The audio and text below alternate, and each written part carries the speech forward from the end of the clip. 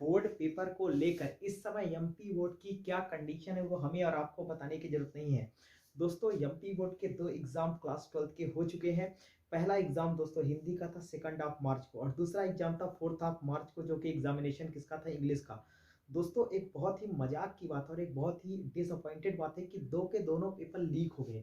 यानी पहले ही दो के दोनों पेपर दोस्तों टेलीग्राम में आ गए थे। काफी सारे बच्चों ने, जो बच्चे बेहद कमजोर हैं, जो बच्चे पढ़ने में बिल्कुल भी ठीक नहीं, उनके लिए तो बहुत बेनिफिशियल हो गया कि वो पास हो जाएंगे।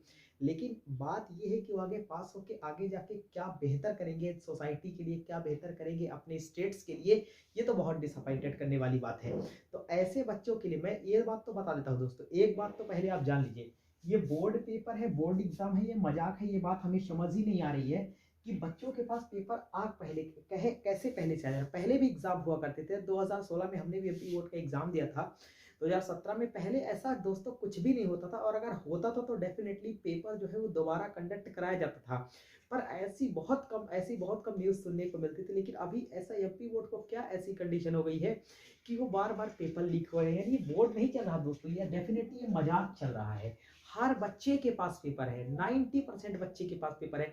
इससे आप सोचिए कि जो बच्चा मेहनत करके गया है, जिस बच्चे ने साल भर मेहनत किया, जिस टीचर ने साल भर मेहनत किया, उसका क्या, मेहनत का क्या उसको बेनिफिट मिलेगा, उसको फ्रूट्स क्या मिलेगा, कुछ भी नहीं मिलेगा, डेफिनेटली कुछ नहीं मिलेगा। और आप ये बताइए, एमपी बोर्ड को इस चीज पर बेहद अच्छे तरीके से प्रॉपर एक्शन लेना चाहिए, और आगे आने वाले पेपर जो लीक होना चाहिए, जो लीक होने वाले हैं, वो डेफिनेटली पेपर को दोस्तों रोका जाना चाहिए।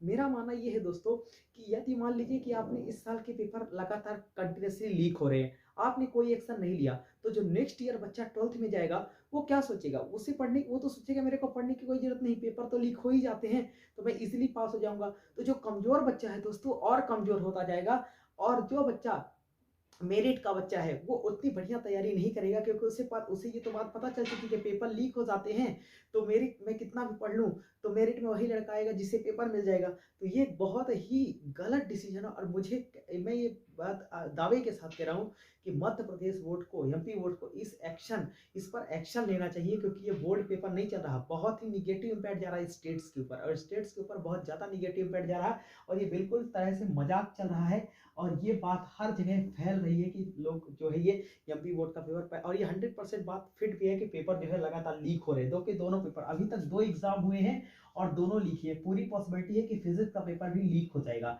यानी तो मैं आपको कुछ बातें बता देता हूँ दोस्तों, आपने कभी सुना है सीबीएसई कितना ऑथेंटिक बोर्ड है, सीबीएसई का पेपर आपने कभी सुना है कि सीबीएसई का पेपर लीक हुआ हो? कभी नहीं लीक होता सीबीएसई का पेपर, बहुत कम पॉसिबिलिटी होती है, रेयर पॉसिबिलिटी होती है कि सीबीएसई का पेपर लीक हो जाए, पर होता ही नहीं है दोस्तों। मैं आपको इसमें गवर्नमेंट का एक्शन बता देता हूँ कि गवर्नमेंट इसमें क्या डिसीजन लेने वाले, दोबारा पेपर होंगे कि नहीं।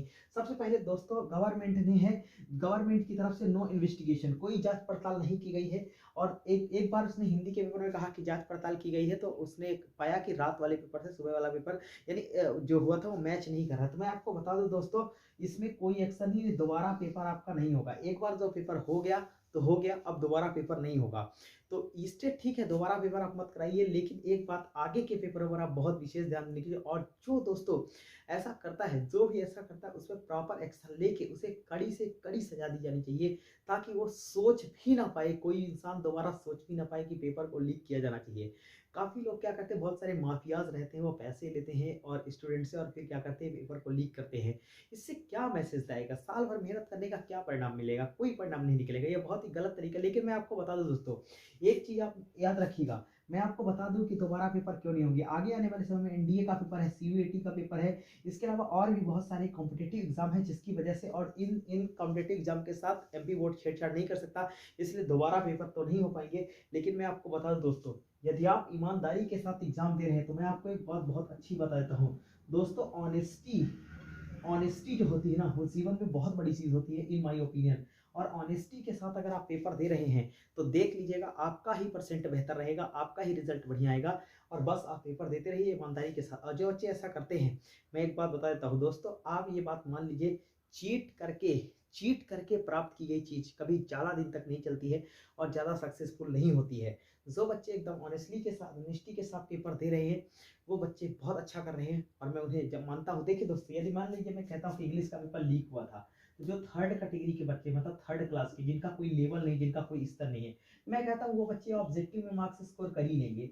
ऑब्जेक्टिव के अलावा क्वेश्चन आंसर में थोड़ी मार्क्स स्कोर कर पाएंगे। क्वेश्चन आंसर 4-4, 5-5, 6-6, 10 लाइन के क्वेश्चन आंसर है और इसमें तो वही एक्शन, वही बच्चा नंबर पा पाएगा जिसने मेहनत किया।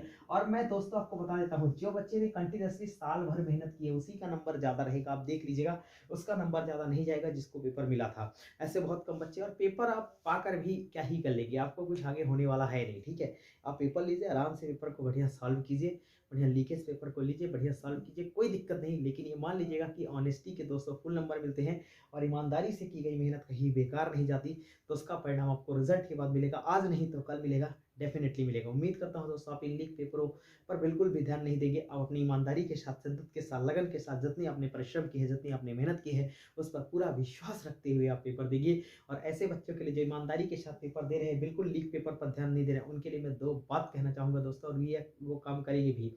अपनी मेहनत में विश्वास के साथ, अपनी सच्ची लगन के साथ, अपने माता-पिता के आशीर्वाद के साथ कर जाइए कुछ ऐसा कि दुनिया करना चाहे आपके जैसा। Thank you so much. मिलेंगे आपसे नेक्स्ट वीडियो में, तब तक के लिए अपना ख्याल रखिएगा। जय हिंद।